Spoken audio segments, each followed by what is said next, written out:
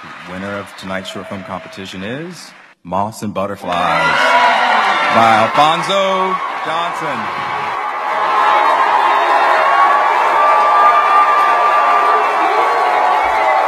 Anybody out there who feels like you can't do something or you feel like an imposter, which is what I felt like, you can do this. Just take one step at a time.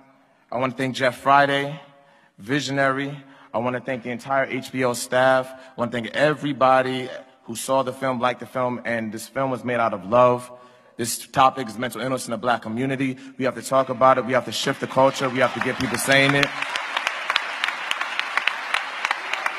And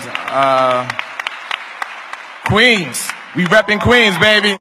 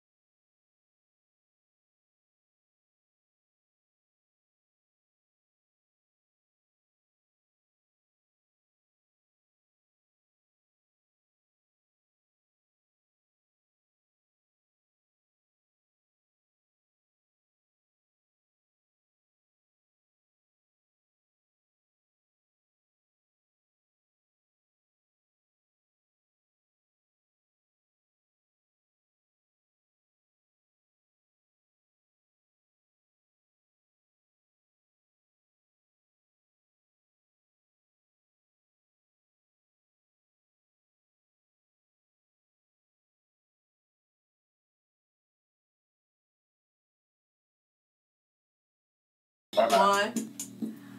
Live with Miss T. You know, every once in a while you gotta switch some things up. Switch up. And coming on now, we have the director of the short film, the award-winning short film, Moths and Butterflies, on the line, Mr. Alfonso Johnson. How are you doing today? I'm doing wonderful. Thank you for having me. Listen, let's go ahead and dive right in. You did a short film about love as well as somebody's day-to-day interactions while being diagnosed with a mental illness. Mm-hmm. Can you hear me? Okay. Wait.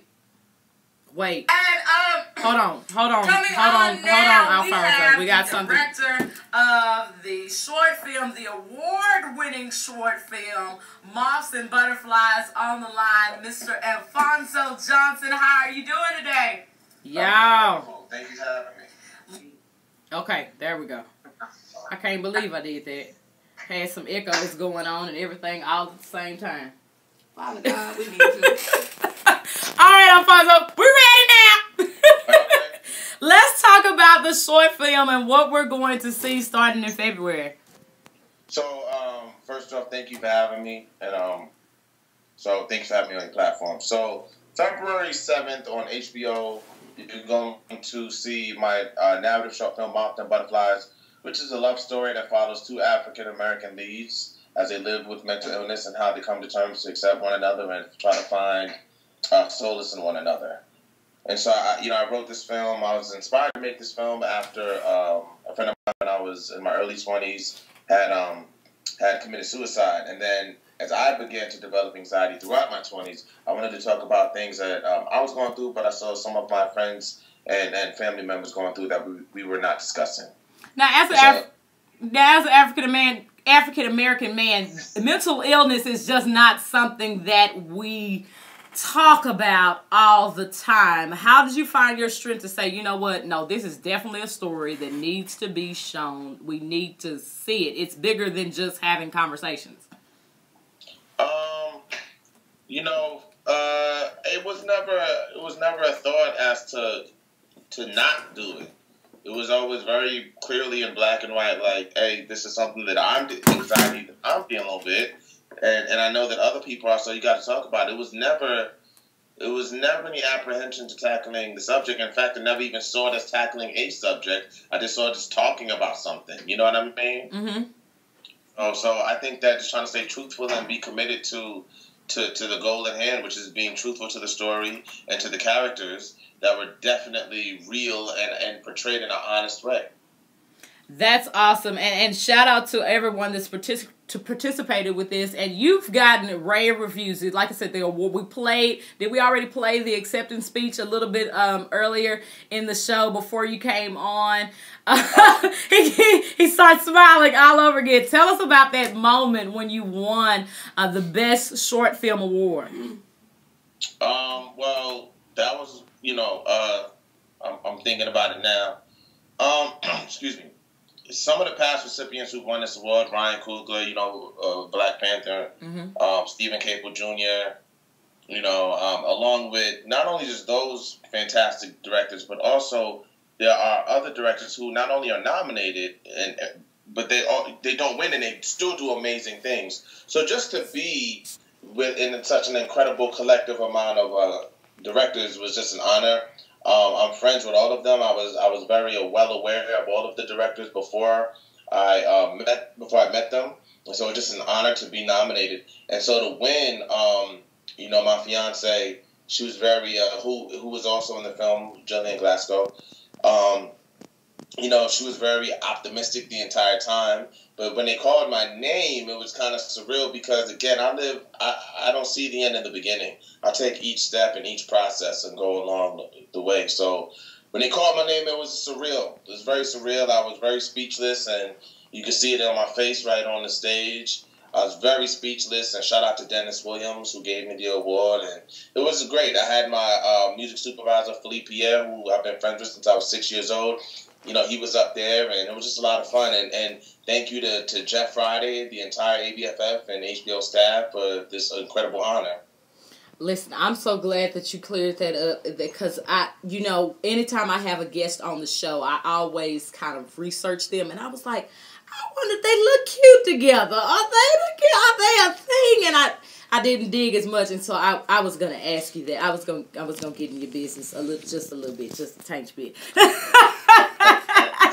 My fiance. Oh, come through. What's the date? What's the colors? I don't know what you're talking about anymore. Give them an inch, you take a mile. Always. I have to. Let's talk about you and a little bit of the background. Have you always known that you wanted to be a film director? You know, it's funny. You know, in recent months, I've been thinking back to my childhood, and I thought 110% of my calling was stand-up comedy. Really? Since I was a kid. Yeah, you know, I remember 3-4 years old doing stand-up in the living room at the family gatherings. And to this day, I can tell you the mechanics of almost any comedian dating back to, you know, to Lucille Ball, and even before that. And Lucille Ball wasn't really a comedian, but she's such a groundbreaking artist. Right. You know, and Lenny Bruce and Moms Mabley, and, you know, so it was really the mechanics of comedy that got me into the industry. But as I recall, there were movies and there were moments in my childhood that definitely I didn't know it was called filmmaking. You know, like I had a camcorder and I shot things, but once the roll was finished, I didn't know what to do with it. So I just got another tape. And, you know what I mean? And I thought that was called editing. I remember watching a movie called Brick, which is an independent film with Joseph Gordon-Levitt. Focus Features, one of their first films. I remember liking the look of it. Or Friday Night Lights, directed by Peter Berg, with the late Lee Thompson Young and what's the brother from Swan Fisher? I forgot his name. But yeah, you know, I paid attention to the cinematography in that film. But again, I didn't know that I was paying attention to camera work. So it wasn't until I was 25 when it all came together. And it's obviously something I was born to do, and it feels good to be doing it. Listen, what's next for you? I'm pretty sure you're already planning your next project, and you got it all together in your head. Yes. You know, so for one, HBO, February 7th. February 7th. 9:45 p.m. on HBO Zone. That's number one. Number two is we have an episodic in development based off of this right here.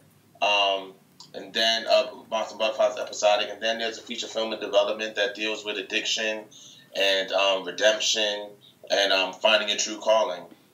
And yeah. Are you the type of artist that just you deal with things that you've already experienced? Do you think that's your type of artistry? I deal with things that I don't understand. There's one film that I've been trying to write for a decade, and it deals with my upbringing. I mean, look, I'm a really affable guy. I like to laugh, like to make jokes. My films tend to be kind of serious. Okay. And Barry Jenkins had somebody asked Barry Jenkins the same question, and he had said that we live our entire adult life. If you as artists, we create from the subconscious, right? Mm-hmm. And so we're not creating from our conscious mind. That you edit from your conscious mind. You create from your subconscious. And so for me, I'm the type of artist that I'm always trying to understand something about myself. I can't create esoteric ideas that I'm not affiliated with. It has to come from me in some form or fashion. What do you hope that the community, the world gets out of Moths and Butterflies when they see it on February 7th? That they want to exercise empathy, for sure. I think that this world could sincerely use a lot more empathy in the world. I titled the film Moths and Butterflies because, you know, look at how you treat the two. You see a butterfly and people take pictures, let it crawl all over its finger and all of that stuff.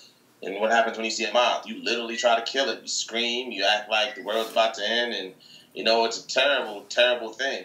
And it's for how we treat people. So I hope that when people see it, they see two three-dimensional, full people with experiences that, you know, living with mental illness is not, you know, rocking back and forth and sitting in a home. Living with mental illness is working 40 hours a week and going home to your children and taking a pill at the end of the night to maintain that lifestyle. That's what living with it is.